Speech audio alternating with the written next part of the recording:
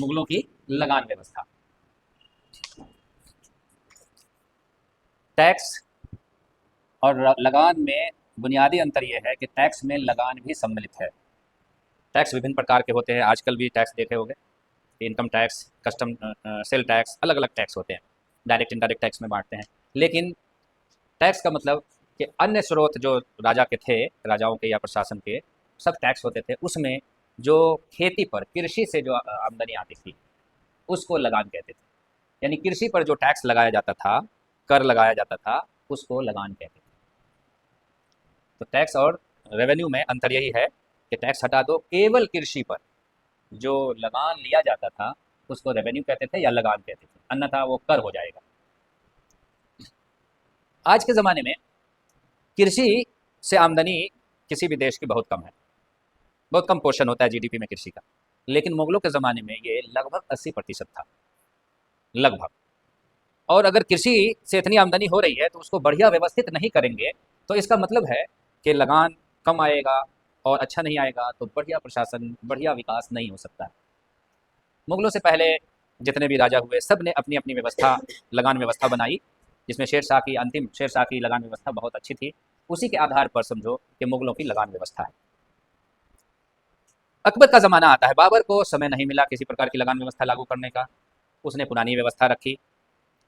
हुमायूं को भी समय नहीं मिला, बीच में शेरशाह को समय मिला तो शेरशाह ने अच्छी व्यवस्था बनाई, उसको राय कहते हैं। शेरशाह की व्यवस्था को राय कहते हैं, शेरशाह की व्यवस्था को राय कहते हैं।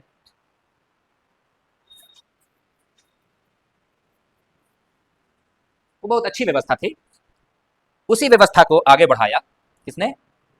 मुगलों ने। हालांकि अबुल फजल इससे इसको, इसका क्रेडिट शेरशाह को नहीं देता है, क्योंकि वो प्रतिद्वंदिता थी तो इसलिए नहीं देता है, लेकिन क्रेडिट उसी को जाना चाहिए। अ, तो आज हम लोग मुगल की लगान व्यवस्था पढ़ेंगे। मुगल ने पहले जो लगान व्यवस्था का एक्सपेरिमेंट किया, लगान व्यवस्था का एक्सपेरिमेंट किया, उसमें एक करोड़ी व्यवस्था है, करोड़ी व्यवस्था है, करोड़ी व्यवस्था है। उसके बाद कनकूत व्यवस्था है, कनकूत व्यवस्था है, कनकूत लगान व्यवस्था। कनकूत, कण कहते हैं दाना को।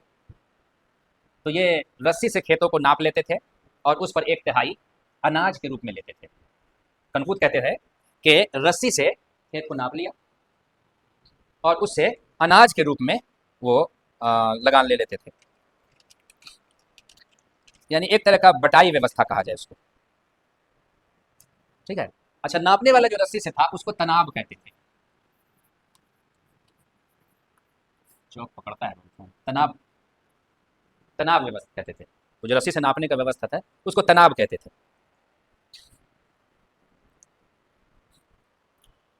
दूसरी व्यवस्था यहां हमने लिखा है करोड़ी व्यवस्था।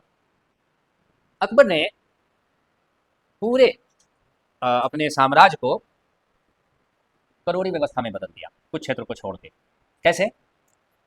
मान लो कि ये मुगल अंपायर है, ऐसा नहीं है, मानने के लिए है। अब इसको पहले ये जागीरों में बटा हुआ था, जागीरदारों को दिया हुआ था। कुछ खालिसा भूमि भी थी, कुछ जागीर भूमि, ज्यादा जागीर भूमि थी। अब इस टोटल को, जागीर को खालिसा में बदल दिया। किसमें बदल दिया? खालिसा में। स्टेप समझो, खालिसा में बदल दिया गया, जागीर समाप्त, जागीर समाप्त, जागीर जो है समाप्त, ये कट हो गया, सब खालिसा में बदल गया। अब खालिसा में बदलने के बाद ये अनुमान लगाया गया कि इसको करोड़ी में हम बांटे,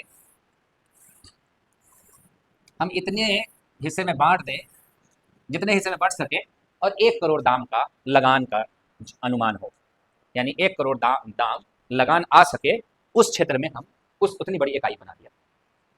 यानी ये 1 इकाई हो गया, 2 हो गया, 3 हो गया, ऐसे। तो ये कितना इसमें लगान की उम्मीद है?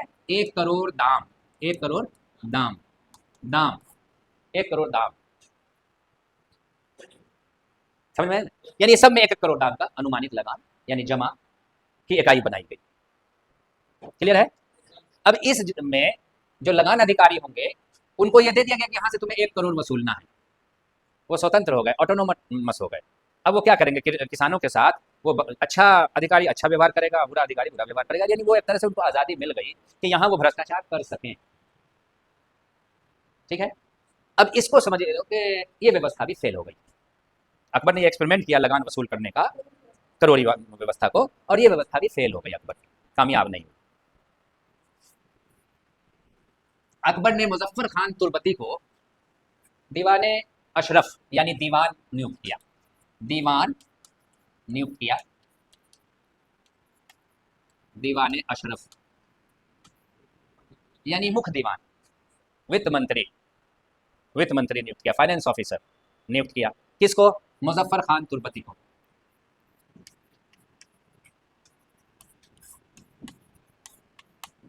तुर्बती, मुजफ्फर खान तुर्बती को। उसके असिस्टेंट बने टोडरमल। क्या बने? टोडरमल, टोडरमल, टोडरमल।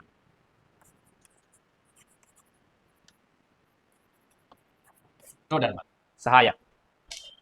उन्होंने काम शुरू किया, लगान में सुधार करने की व्यवस्था शुरू की। अब लगान में एक बड़ी समस्या आती थी कि कृषि खेती हो गई, खेती पक गई। अब वो सरकारी अधिकारी आएंगे, उसकी पैमाइश करेंगे कि भाई कितनी खेती है, उसमें से लगान लेंगे। तो फसल को, तैयार फसल को इंतजार करना पड़ेगा अधिकारियों का, तो फसल नष्ट होगा। तो ऐसी व्यवस्था हो जाए कि पहले ही से पता हो कि किसान को कि कितना लगान देना है। ठीक है, मुगल साम्राज्य सूबों में बटे थे, कुल 12 सूबे थे अकबर के ज़माने में, यानी 12 दीवान थे। 12 सूबे यानी 12 दीवान। दीवान के अधीन लगान व्यवस्था आता था। वो पूरे फाइनेंस ऑफिसर होते थे इसके लेवल पर, सूबा के लेवल पर।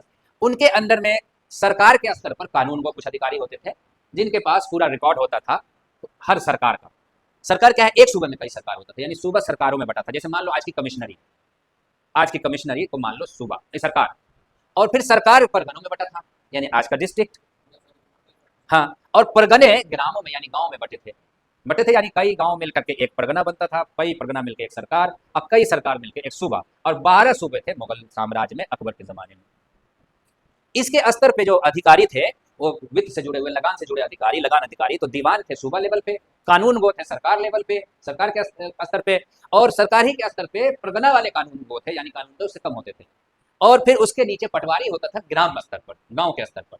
जो ये जो पटवारी होता था उसी गांव का होता था, उसको पता होता था कि किसके पास कितनी जमीन है, किस स्तर की जमीन है, और वो गांव वाले से घुला मिला होता था। तो सरकारी अधिकारियों के लिए आसानी होती थी वहां असेसमेंट करने में, अनुमान लगाने में हर चीज का। अब ये पटवारी यानी परगना लेवल पर एक व्यक्ति था, जैसे अब रिकॉर्ड बन गया कि कितना लगान वसूल करना है, उतना वसूल करने वाला जो अधिकारी था वो अब अलग था। ये सब एस्टिमेट करने वाले थे। तो जो वसूल करने वाले अधिकारी थे उसको अमल गुजार कहते थे। अब वहां पट्टा मौजूद है, अभी बताएंगे कैसे पट्टा बनेगा। पट्टा मौजूद है, उस पट्टा के आधार पर अमल गुजार परगना और ग्राम, यानी एक परगना का एक अमल गुजार हुआ, उसमें जितने गांव है वो गांव गांव घूमेगा, अपने पूरे परगना का लगान पट्टा के अनुसार वसूल करेगा। तो वसूल करने वाला अधिकारी क्या कहलाता था? अमल गुजार। अमल गुजार हुआ वसूल करने वाला अधिकारी। अब इसको सहयोग कौन देता था? नहीं, ये बितिकची, बितिकची, बितिकची, ये अकाउंटेंट होता था। उसका कितना पैसा आया, किस पट्टे से कितना आना चाहिए, कितना आया, का अकाउंटेंट। अमल गुजार तो ट्रेजरर ऑफिसर हुआ, यानी उसके पास पैसा जमा होगा, उसके पास पैसा जमा होगा, वो जमा करेगा, वो कलेक्ट करेगा। किसके आधार पर? पट्टे के आधार पर। उसका जो जो जमा हो जाएगा उसका अकाउंट कौन रखेगा? बितिकची, बितिकची। और जब पैसा आ जाएगा तो अमल गुजार के पास जमा नहीं रहेगा, वो होगा पोतेदार के पास जमा, यानी ट्रेजरार जो है वो पोतेदार है, खजांची पोतेदार है, ये वसूल करने वाला अधिकारी है, ये अकाउंट रखने वाला, हिसाब रखने वाला अधिकारी है, और पैसा जमा हो जाएगा पोतेदार के पास। यानी ये कलेक्टर हुआ, ये अकाउंटेंट हुआ, और ये खजांची हुआ, ट्रेजरार हुआ, ट्रेजरी ऑफिसर हुआ। इसको आंकड़ा कौन देगा? तो आंकड़ा कानून को देगा, पटवारी देगा कि किसके किससे कितना वसूलना है। ये एकदम सेपरेशन ऑफ पावर है। एक आदमी के पास एक ही काम है, हिसाब असेसमेंट यानी जमा का अनुमान लगाने वाला व्यक्ति कानून गो और पटवारी है, यानी पटवारी की मदद से कानून गो अनुमान लगा रहा है। पटवारी हिसाब दे रहा है गाँव का, वो अनुमान लगा रहा है। वसूल कौन कर रहा है? अमल गुजार। हिसाब कौन रख रहा है? बितिकची। पोतेदार कौन है? पैसा रखने वाला। अब ये सब पैसा कहाँ चला जाएगा? ये हिसाब किसको भेजेगा? कानून गो को ऊपर, सरकार वाले कानून गो को, और पैसा भी भेजेगा सरकार वाले कानून गो के थ्रू, ये भेजेगा दीवान के पास, और वहां दीवान से वो पैसा चला जाएगा सेंट्रल गवर्नमेंट को। और अगर जो जागीरदार है तो जागीरदार को देने के बाद। ये पूरा चैनल समझ में आ गया? नहीं आया? ऐसा है ना, मिटा के जब दोबारा बताएंगे तब और अच्छे से समझ में आएगा। अब हम सरकार दीवान सब हटा दे रहे हैं, हम परगना लेवल पर चल रहे हैं सिर्फ, ठीक है, हम सिर्फ परगना लेवल पर चल रहे हैं, परगना,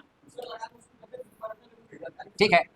हम अब चल रहे हैं कि फलाना फलाना कोई परगना है, कोई एक परगना है, उसमें हमने मान लिया कि 10 गांव है, एक गांव, दो गांव, तीन गांव, चार गांव, पांच गांव, छह गांव, चलो 6 गांव पर चलते हैं, नीचे जगह नहीं है, 6 गांव है उसमें, एक गांव में एक पटवारी है, ठीक है, एक ही कानून को है पूरे में, और पटवारी 6 हो गए, तो कुल 6 पटवारी यानी 6 गांव के पटवारी जो सरकार को मदद करेंगे लगान असेसमेंट करने में, जमा बनाने में, वो कानून को हेल्प करेंगे, तो एक परगना का एक कानून को हुआ, उसके अंदर में मान लो यहाँ पर 6 गांव है तो 6 पटवारी हुए, हालांकि ज्यादा गांव होते थे, 6 ही नहीं होते थे, 100 के आसपास होते थे, परगना में लगभग 100 गांव होते थे, ठीक है।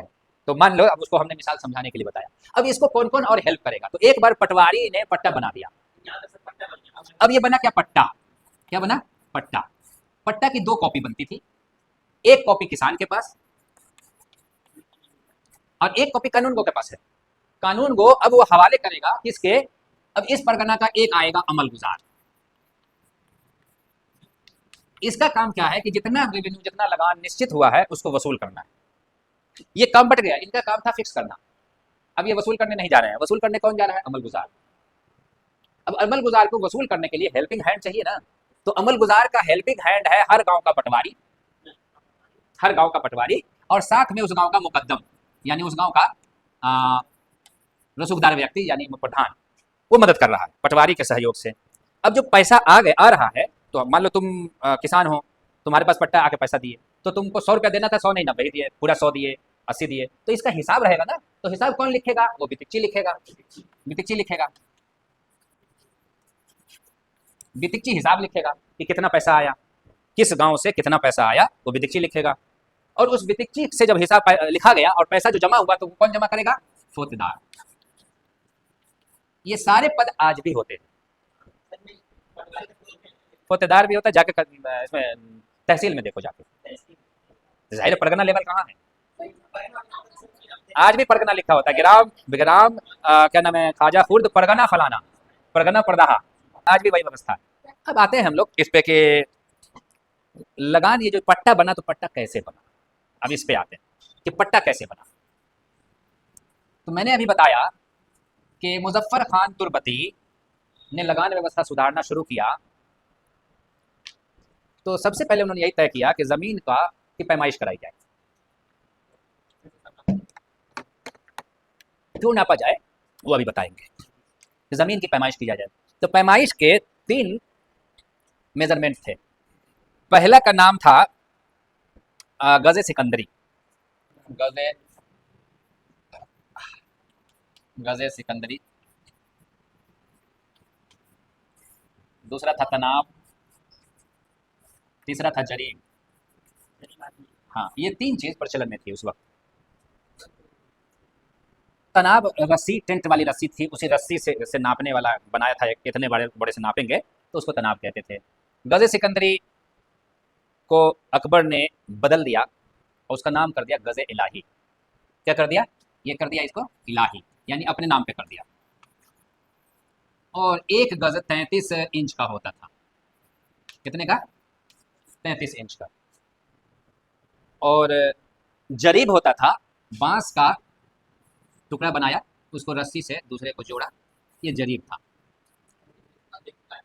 हाँ वैसे ही आज भी जो जरीब होता है जब देखोगे तो लोहे का वैसे कड़ी जो है, कड़ी जो है, तो ये बांस की कड़ी होती थी, इसमें कड़ा से बांध दी, रस्सी से बांधते थे, तो अकबर ने इसको चेंज किया, इसमें लोहे का कड़ा लगा दिया, क्योंकि रस्सी जो है जाड़े में सुकड़ती थी, गर्मी में बढ़ जाती थी, तो जाड़े में सुकड़ती थी, गर्मी बढ़ जाएगी तो हर जरीब पे, कड़ी पे अगर वो थोड़ा सा सुकड़ गया, बढ़ गया, तो जमीन की नाप में होता बहुत अंतर आ जाएगा, तो उसने अकबर ने उसको लोहे के कड़े से, रस्सी के बदले जो बंधन है इसको लोहे के कड़े से बदल दिया।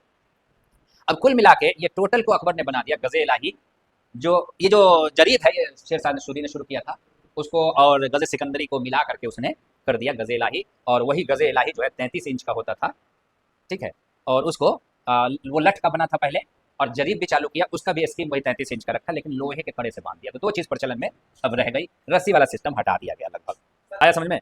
तो अब ये गजे सिकंदरी किसने पहले चल रहा था, उसको उसने गजे इलाही में चेंज किया, गजे इलाही कितना बड़ा था, 33 इंच का, और उसी तरह जरीब भी मौजूद था। जरीब रस्सी से, जरीब बांस का टुकड़ा बना था, उसको रस्सी से बांधते थे एक टुकड़े को दूसरे टुकड़े से। समझो बांस का एक टुकड़ा है जहाँ दोनों तरफ से नहीं गिरा हो, गिरा के पैक हो गया, उसी में सुराख करके रस्सी से बांध दिया, तो वो उसकी टोटल लंबाई को नाप लेते थे कि कितना है, और उसको रस्सी से एक दूसरे को बांधते थे। लेकिन जाड़े में वो सुखड़ जाता था, गर्मी में बढ़ जाता था, तो अकबर ने उसको चेंज करके उसमें लोहे का कड़ा लगा दिया।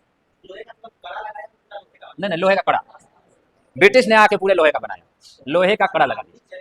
हाँ, ब्रिटिश ने बनाया। ये जैसे है यहीं पर लोहे का कड़ा लगा दिया, दूसरे वाले बांस के टुकड़े से बांध दिया, तो लोहे का कड़ा लगा दिया, तो ये दोनों प्रचलन में रहा। अब सीधा सीधा मुगलों की लगान व्यवस्था अब क्या थी? तो मुगलों की लगान व्यवस्था तीन थी। एक का नाम था जब्ती, जब्ती, दूसरे का नाम था बटाई, और तीसरे का नाम था नसक। नसक, हाँ, जब्ती, बटाई और नसक, ये तीन व्यवस्था थी। व्यवस्था में मेन व्यवस्था थी जब्ती। ये चॉइस में जहाँ जब्ती लागू नहीं हो सकता था वहाँ ये दो व्यवस्था लागू की गई थी। तो पहले हम जब्ती प्रणाली को जानना चाहते हैं। जब टोडरमल को 1582 में दीवाने अशरफ बनाया गया, यानी दीवान बनाया गया, तो टोडरमल ने 10 कानून गो बनाए अपने सहयोग के लिए। 10 कानून गो, टोडरमल और 10 कानून गो, ठीक है। इनकी मदद से उन्होंने अपने नीचे के कानून गो को, सरकार स्तर के कानून गो, परगना स्तर के कानून गो की मदद से पहले जमीन का सर्वे कराया। क्या कराया? सर्वे कराया। सर्वे में ये बात सामने आई कि कृषि योग्य भूमि, ये ध्यान रहे, जो कृषि योग्य नहीं है वो 4 श्रेणियों में उसको बांटा गया। कृषि योग्य 4 कैटेगरी में बांट के नोट किया गया। तो पहले का नाम है पोलज। क्या है? पोलज। दूसरे का नाम है परौती, परौती। तीसरे का नाम है चाचर। चौथे का नाम है बंजर। पोलज, परौती, चाचर,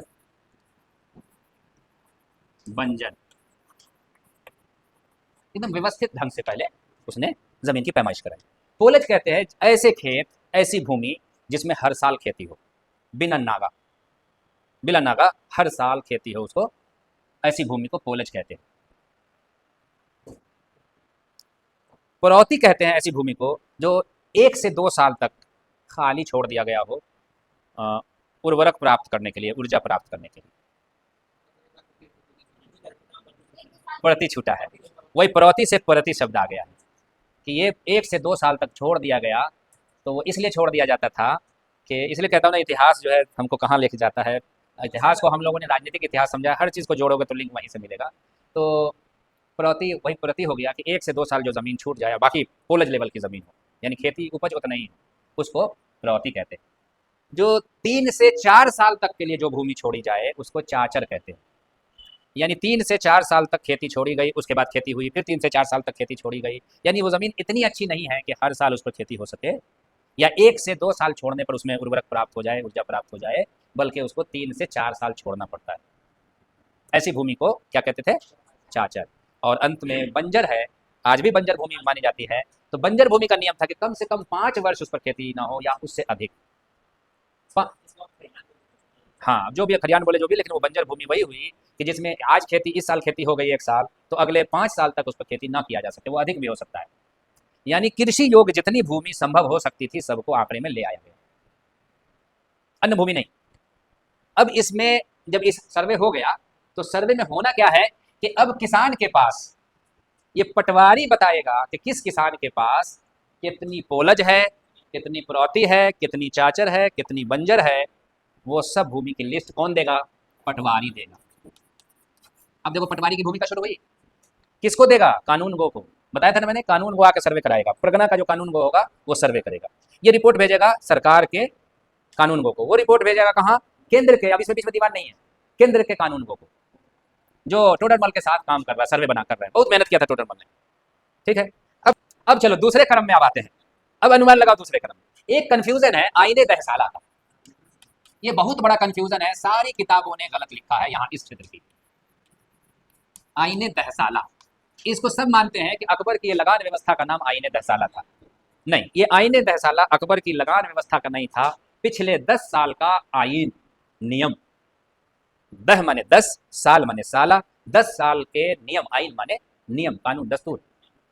तो पिछले 10 साल में कैसे लगान लिया गया है उसका आंकड़ा का नाम है आईने दहसाला। इसी आईने दहसाला के आधार पर टोडरमल ने जब्ती व्यवस्था निर्मित की, बनाया, जब्ती व्यवस्था को तैयार किया। और जब्त कहते हैं, पर्शियन में जब्त कहते हैं, जब्त कहते हैं नियम को, कानून को। तो जो लगान नियम से लिया जाए उसको कहा गया जब्ती व्यवस्था। तो नियम कौन सा था, वो नियम सुनो कैसे बना। ये बहुत इंपॉर्टेंट है, तुम्हें ये किसी किताब में नहीं मिलेगा जो मैं अभी बनाने जा रहा हूं। आईने दहसाला को मान लो टोडरमल ने 1582 में आईने दहसाला के आधार पर, 1582 में आईने दहसाला के आधार पर जब्ती व्यवस्था बनाई। तो 1581, 1580, 1579, 1578, 1577, 1576, 1575, 1574, 1573, 1 2 3 4 5 6 7 8 9, 1572 हो गया। अब इसको हम फिगर बनाते हैं, अभी अब ये फिगर बनेगा पूरा।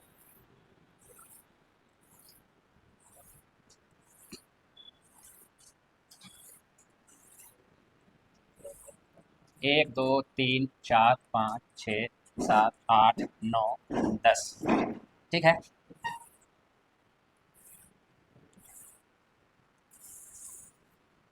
अब देखो इसमें दो चीज है। एक आदमी के पास पता चल गया है कि किसकी कितनी भूमि है, पोलज कितना है, पड़ौती कितना है, चाचर कितना है, बंजर कितना है। पिछले 10 साल में उसने उस जमीन से, पोलज में कितनी उपज हुई पर बीघा, पोलज में पर बीघा कितनी उपज हुई। एक मिसाल के तौर पर हम कहें 10 मन, कितना हुआ, 10 मन पर बीघा, ऊपर कर देते हैं पर बीघा, ठीक है। 10 मन, एम लिख दिया, एम फॉर मन, मॉन्ड 10 मन। कब हुआ, 1581 में। हर साल एक जैसी उपज होगी नहीं। अगले साल 9 मन हो गया, किसी साल 8 मन हो गया, किसी साल 12 मन हो गया, किसी साल 11 मन हो गया, किसी साल 10 मन हो गया, किसी साल 10 मन हो गया, किसी साल 9 मन हो गया, किसी साल 7 मन हो गया, किसी साल 13 मन, 12 मन, ठीक है।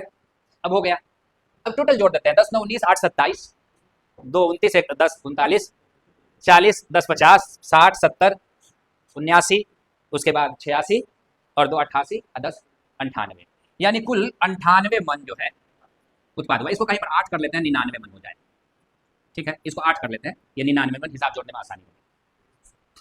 99 मन 10 साल में उपज आया किसी एक जमीन की, चाहे पोलज हो, पड़ौती हो, जिसका हो, किसी एक का, एक उदाहरण है ये, ऐसे ही आंकड़ा बनाएंगे। अब देखा गया कि 1581 में कै दाम का एक मन अनाज बिका,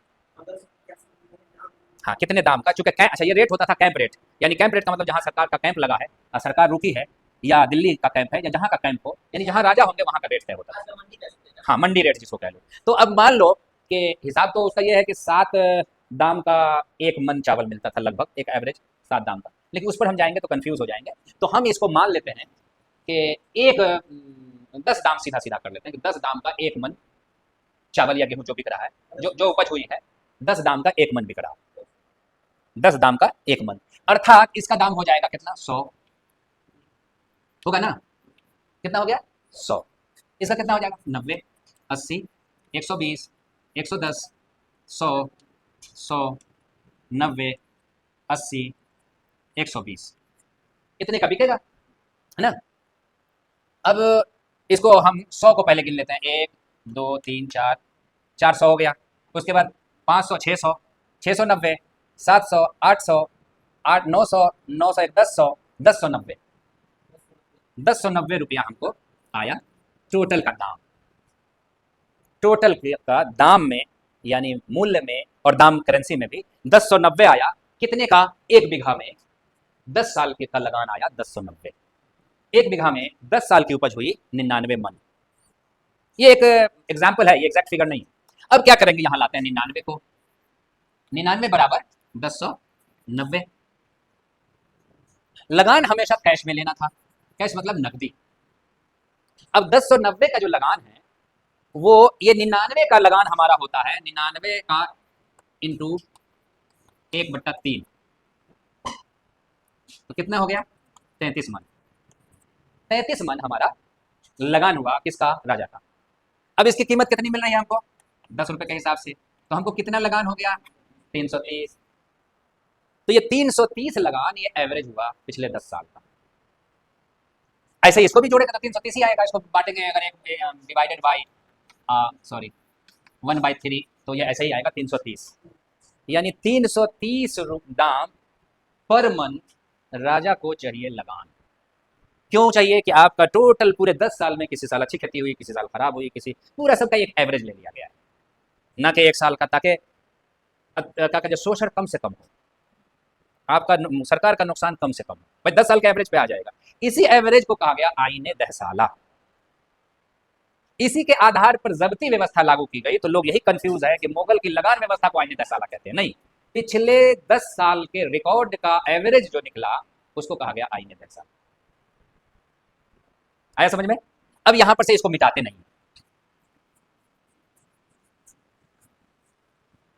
अब मान लेते हैं टोटल हम किसी किसान के पास, मान लो कि ये पर बीघा निकाले थे 10 बीघा जमीन है, 10 बीघा। तो अब उसको 10 बीघा पे जो लगान देना है वो 10 गुणे 330, यानी 3300, 300 दाम। ये बार बार हम दाम इसलिए लिख रहे हैं कि लगान हमेशा दाम में होता था। 3300 दाम आपको लगान देना है। अब ये होगा, यहां पर बनेगा पट्टा। यहां लिखेंगे नाम, पहले गांव का नाम लिखेंगे, विलेज, परगना, ठीक है, लिखा गया। उसके बाद विलेज का नाम लिखा गया, यहाँ पर पूरा वो लिखा गया, यहाँ पर विलेज का नाम लिखा गया, उसके नीचे परगना का नाम लिखा गया। उसके बाद उस व्यक्ति का, किसान का नाम लिखाएगा, नेम किसान का, किसान के पिता का नाम। किसान के पास चारों प्रकार की कितनी कितनी भूमि है, वो चारों, पोलज, परौती, चाचर और बंजर, और चारों में से ये हिसाब निकला है। हर भूमि का उसका हिसाब लिया गया, चारों का अलग अलग, कि पोलज में पिछले 10 साल में आपको कितना आया। ये एग्जाम्पल मैंने बताया है, ये मान लो ये पोलज में हमने बनाया है, हाँ, तो पिछले 10 साल में परौती में कितना आया, चाचर में कितना आया, उसका भी अलग हिसाब बनेगा। ऐसे ही 10 साल का, कि 10 साल में मान लो कि बंजर में 2 ही बार खेती हुई, तो 2 बार में कितना आया, वही आपका एवरेज है, वो 10 साल का एवरेज है। चाचर में अगर 4 बार खेती हो गई तो उसका 4 बार का एवरेज आएगा 10 साल में। परौती में अगर 5 बार खेती हुई, नहीं 2 बार, 1 से 2 ही साल में एवरेज है, 5 से 6 7 बार खेती होगी तो वो 10 साल का एवरेज आएगा। ये मेन समझ लो उदाहरण हमने पोलज का दिया, लेकिन यही हिसाब सब में होगा। तो उस व्यक्ति के नाम के सामने लिखा रहेगा कि कितनी भूमि पोलज है, कितनी परौती है, कितनी चाचर है, कितनी बंजर है, और टोटल का इस हिसाब से, आईने दहसाला के हिसाब से कितनी उपज है, और उसका 1/3 कितना है। ये पट्टा कहलाएगा। 2 कॉपी में पट्टा बनेगा, एक दोनों पर, किसान का भी और कानून गो का और पटवारी का साइन होगा, और ये एक कॉपी चला जाएगा कानून गो के पास और एक कॉपी किसान के पास। इसका फायदा क्या हुआ? अच्छा, इसको करते कब, अब क्या है कि अब अगली बार जैसे बन गया खेत का, पूरा मालूम हो गया कि इस खेत में इतना लगाना है, तो अगली बार वो सर्वे आएगा, फिर खेती के टाइम में वो देखेगा कि उन खेतियों में कितने में आपने खेती किया है, हाँ, अब कितने में किया है, पूरे में किया है, कम में किया है, तो वही फिर पटवारी रिन्यू कर देगा कि इनकी खेती इस बार इतनी ही है। इस व्यवस्था को कहा गया जब्ती व्यवस्था। इसमें किसानों का फायदा क्या है कि हमको पहले दिन पता है कि हमने कितनी खेती की है। हम लगान के लिए अब बिल्कुल नहीं रो रहे हैं। हम जब भी मेरा फसल पक जाएगा हम काट लेंगे, किसी सरकारी अधिकारी का इंतजार नहीं है। कानून वो अमल गुजार आएगा तो हम लगान ले जाकर दे देंगे, मेरा इतना ही काम है। हमको इंतजार नहीं करना है कि अमल गुजार आएगा तब फसल काटेंगे। दूसरा फायदा ये है कि हमको पता चल चुका है कि 3300 दाम देना है। अब हम उस पर 1090 जो कमाए थे, अब हम उस पर 2090 भी कमाएंगे, तब भी 3300 दाम देना है। इस पर अगर हमने मेहनत किया तो अब ये किसान का फायदा। पट्टा जो है किसान को मिल गया, तो इसका सबसे इंपॉर्टेंट फायदा ये था कि मालिकाना हक किसका हुआ? किसान का, जिससे हम समझौता कर रहे हैं वो मालिक है। ये तो मुगल कहते थे कि हम लगान के मालिक हैं, जमीन के नहीं। ये समझो कि मुख्य भूमि में, मुख्य क्षेत्र में, मेन लैंड में ये लागू हो गया। बहुत सारे क्षेत्र में ये लागू नहीं हो सकता था, तो वहां 3 प्रकार की बटाई व्यवस्था लागू की गई, यानी उसको कहते थे बटाई। जहां जब्ती सिस्टम लागू नहीं हो सकता, या जिस जमीन पर, जैसे पहले कहा चाचर, बंजर और इस पर चाचर पे, नहीं लागू तो वहां भी बटाई लागू हो जाता था। तो बटाई 3 प्रकार की थी।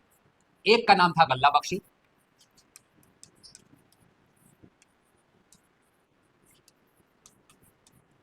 दूसरे का नाम था खेत बटाई, ये तीसरा मान लो, चौथा था लांग बटाई।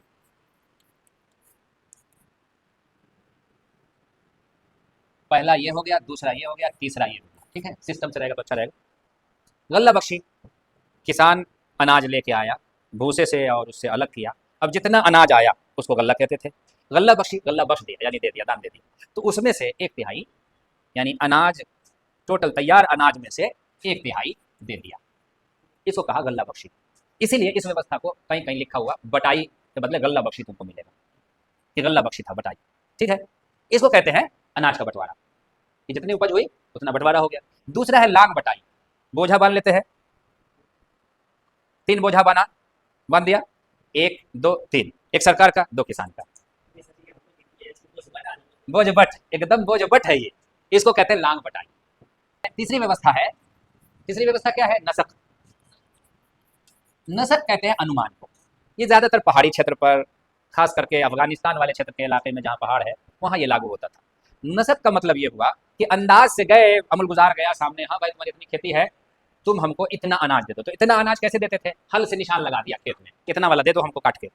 तो खेत में जो हल से निशान लगा दिया उतना काट के दे देता था कि चलो भाई। उसमें छूट बहुत होती थी, अरे साहब इतना ही तो खेती है, छूट बहुत होती थी। दूसरा था खरवर, कहते थे उसको। क्या कहते थे? खरवर। एस लोड, यानी एक कई गधा पर लोड करके, गधे पर लोड करके, 2 गधा, 4 गधा, 5 गधा, 1 गधा, इतना लोड करके दे दो। वर माने लोड, अखर माने गधा, खरवर। वो अनुमानित होता था, कंप्लीट अनुमान पे, वो कोई पैमाइश पे नहीं, किसी चीज पे नहीं। तो ये 3 प्रकार की लगान व्यवस्था मुगलों के ज़माने में लगी थी। मैक्सिमम क्षेत्रों पे ज़ब्ती व्यवस्था थी, जिसका बुनियादी आधार आईने दहसाला था, और बाकी में बटाई थी, जो 3 प्रकार की बटाई मैंने बताई, और फिर तीसरा था नसक सिस्टम, जो कंप्लीट अनुमान पे लगा लिया जाता।